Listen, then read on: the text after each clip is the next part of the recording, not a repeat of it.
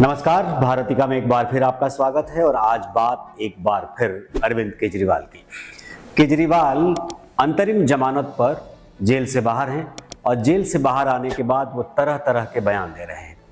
स्वाति मालीवाल वाला किस्सा आप सब लोगों को मालूम है। स्वाति मालीवाल ने दिल्ली पुलिस को कंप्लेन की है कि केजरीवाल के कहने पर उनके पीए विभव कुमार ने उनकी पिटाई की। और ये सारी बातें जब से सामने आई हैं उसके बाद से केजरीवाल पर अलग अलग तरीके से सवाल खड़े हो रहे हैं। इसी बीच केजरीवाल ने नरेंद्र मोदी की गारंटी के मुकाबले अपनी 10 गारंटी की बात की है।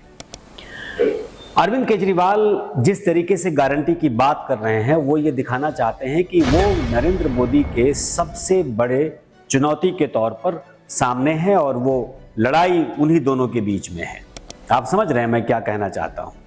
जब से वो बाहर आए हैं तब से सबसे बड़ी समस्या राहुल गांधी को हो गई है। राहुल गांधी जिन्होंने लगातार पिछले कुछ सालों से लगातार यात्राएं कर रहे हैं वो पूरे देश की, और उसके बाद एक तरीके से वो विपक्ष के धड़े के प्रधानमंत्री पद के दावेदार हैं और उसके उम्मीदवार के तौर पर हालांकि घोषित नहीं है, लेकिन हम सब लोग जानते हैं। उनको सबसे पहले चुनौती दी अरविंद केजरीवाल ने आकर जेल से बाहर निकलकर, और एक बयान से उन्होंने मीडिया का अटेंशन अपने पास खींचा। आज हम बात उनकी 10 गारंटी की करते हैं कि 10 गारंटी की वो बात कर रहे हैं मोदी की गारंटी के खिलाफ। कह रहे हैं कि मोदी की गारंटी तो फेल हो जाती है, तो मैं मोदी की गारंटी पे बात नहीं करूंगा, मैं अरविंद केजरीवाल की जो 10 गारंटियां हैं उस पर बात कर लेता हूं। शिक्षा से शुरू कर लेते हैं। वो कह रहे हैं कि वो हर गांव हर मोहल्ले में शानदार सरकारी स्कूल बनवाएंगे। जब वो दिल्ली में सत्ता में आए थे तकरीबन 10 साल पहले, तो उन्होंने कहा था कि दिल्ली में वो 500 स्कूल बनवाएंगे, और वो एक शासन की बात थी। ऐसा तो था नहीं कि 10 साल दूसरी बार भी शासन में आएंगे और बनेंगे। तो एक शासन में उन्होंने 500 सरकारी स्कूलों की बात कही थी, जो कि कई मंच से कही थी। अभी स्थिति ये है कि रेनोवेशन और नए स्कूल दोनों को मिला करके मात्र 63 स्कूल अभी तक बने हैं। एक आरटीआई के तहत जब जानकारी मांगी गई तो ये जानकारी मिली है। तो 500 स्कूल में से आप देख लीजिए कि क्या बने हैं। और उसमें भी जब पूर्व शिक्षा मंत्री और उप मुख्यमंत्री मनीष सिसोदिया जेल चले गए, उसके बाद आतिशी मारलेना ने जब काम काज संभाला और जिस तरीके से उन्होंने दिल्ली के स्कूलों की घेरेबंदी शुरू की और वहां पर छापे मारे और वहां पर जाकर जानकारियां उठाई, तो आप सब लोगों ने देखे होंगे वो वीडियोस किस बदहाल स्थिति में है। 1-2 स्कूलों का रेनोवेशन करके उसको सैंपल के तौर पर रख देना और उसी की बात बार बार करना, उसी का ढोल पीटना, ये केजरीवाल की फितरत में है। स्वास्थ्य में कह रहे हैं कि हर गांव मोहल्ला में वो मोहल्ला क्लिनिक बनाएंगे। और जब मैं बात कर रहा हूं तो दिल्ली की बात नहीं कर रहा हूं, मैं पूरे देश की बात कर रहा हूं, क्योंकि वो केजरीवाल नरेंद्र मोदी के गारंटी की तुलना में अपने को पूरे देश के नेता के तौर पर रख रहे हैं। तो मैं पूरे देश की बात कर रहा हूं। तो हर मोहल्ला में वो मोहल्ला क्लिनिक बनाएंगे। दिल्ली के जो मोहल्ला क्लिनिक हैं उनके हालात क्या हैं, उनके घोटाले क्या हैं, सैकड़ों करोड़ के घोटाले उसमें सामने आ चुके हैं और बार बार रिपोर्ट्स आ रही हैं। क्लिनिक्स बंद हैं, दवाइयां फर्जी वहां पर बिकी हैं और गलत तरीके से दवाइयां बांटी गई हैं। मतलब दवाइयां इस तरीके से कि इलाज हुआ नहीं, जांच हुई नहीं, उनकी लिस्ट बन गई। उसमें फोन नंबर्स, एक ही नंबर्स के कई कई पेशेंट्स बन गए। तो ये सब सारे घोटाले हुए हैं। तो एक स्वास्थ्य की स्थिति ये है। अब वो कहते हैं कि देश के जवान इस पे बात कर रहे हैं कि अग्निवीर योजना को बंद कर देंगे, और बंद करके मतलब वो मान के चल रहे हैं कि उनकी सत्ता आएगी। हाँ, अब एक बात मैं बताऊं कि ये देश 543 लोकसभा सांसदों का देश है। वहां पर 272 जब सीटें आएंगी तो कोई इस गठबंधन से प्रधानमंत्री बनता है। केजरीवाल महज पूरे देश में 2 दर्जन सीट पे भी नहीं लड़ रहे हैं। 22 सीटों पर, जिसमें पंजाब की ज्यादातर सीटें हैं और दिल्ली में भी 7 सीटें हैं, उसमें 7 में नहीं लड़ रहे हैं, 4 में ही लड़ रहे हैं। कुछ गुजरात, कुछ गोवा, मिला जुलाकर वो 22 सीटों पर चुनाव लड़ रहे हैं।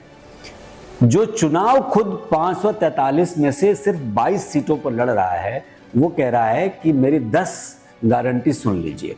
तो हमने उन 10 गारंटियों पर आपसे बात करना थोड़ा मुनासिब समझा। अब है कि वो कहते हैं कि राष्ट्र सर्वोपरि है। अब राष्ट्र सर्वोपरि की बात करने वाला आदमी क्या ही बात करेगा कि राष्ट्र सर्वोपरि किस तरीके से है। उनके सारे जो आंकड़े उनके दिखते हैं। जैसे वो चीन पर एक बात कहते हैं कि चीन ने कब्जा कर लिया है।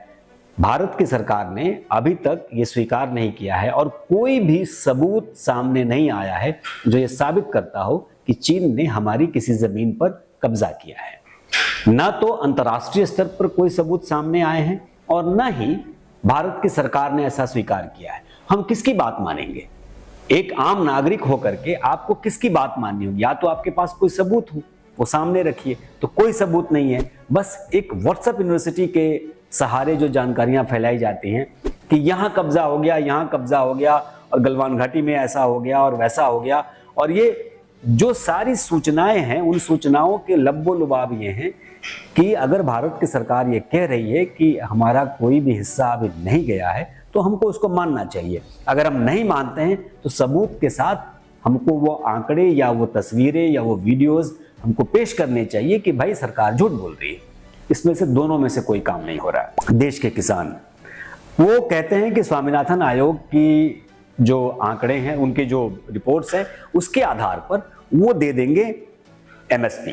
अब बताइए कि अगर वो स्वामीनाथन आयोग के पूरे एमएसपी पे हम बात करें, उस पर बहुत लंबी बातचीत हो जाएगी, तो तकरीबन 10 लाख करोड़ का बर्डन जीडीपी पे एक्स्ट्रा आता है।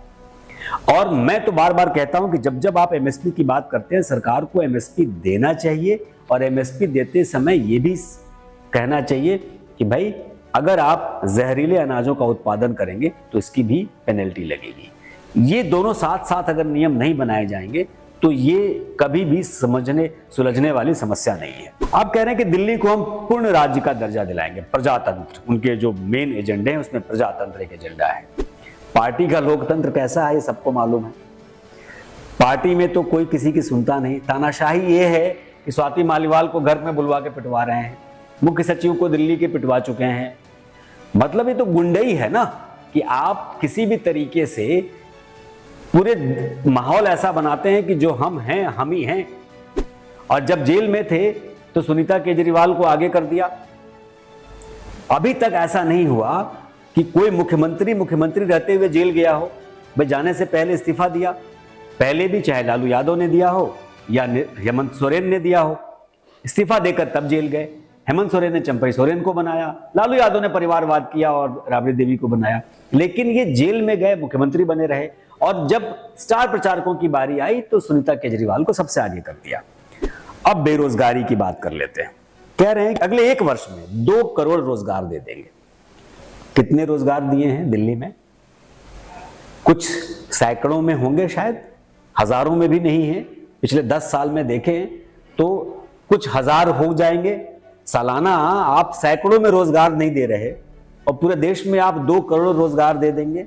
आंकड़ा बोलना, देखिए क्या है, अरविंद केजरीवाल जानते हैं कि झूठ बोल रहे हैं तो वो और शिद्दत से झूठ बोलते हैं।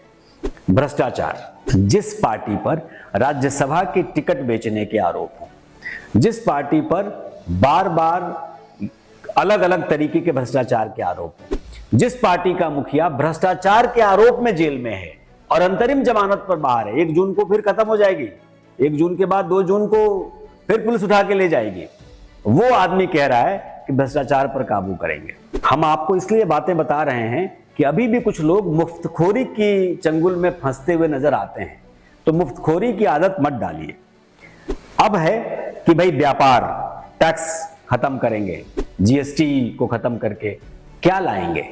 जीएसटी को खत्म करके देखिए, मैं थोड़ी सी एक दिलचस्प बात भी आपको बता रहा हूं।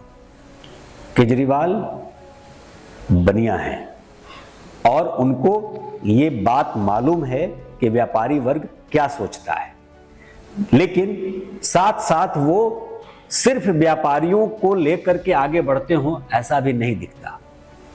नतीजा क्या है कि वो सोचते कुछ और हैं, करते कुछ और हैं, परिणाम कुछ और निकलता है।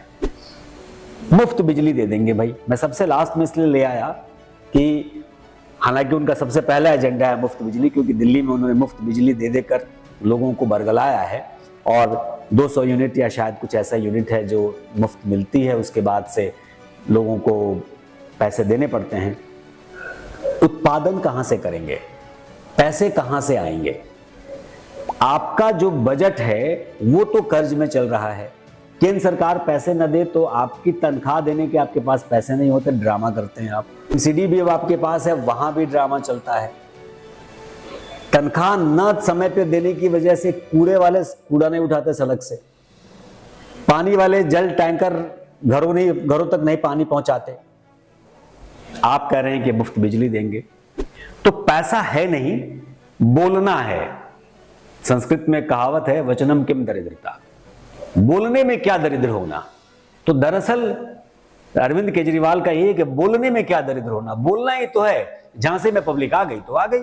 तो ये 10 झांसे, वो 10 एजेंडा नहीं है इनका, इनकी गारंटी नहीं है। ये 10 झांसे हैं अरविंद केजरीवाल के। तो इस झांसों में आपको फंसना है कि नहीं फंसना है, आप देखिए।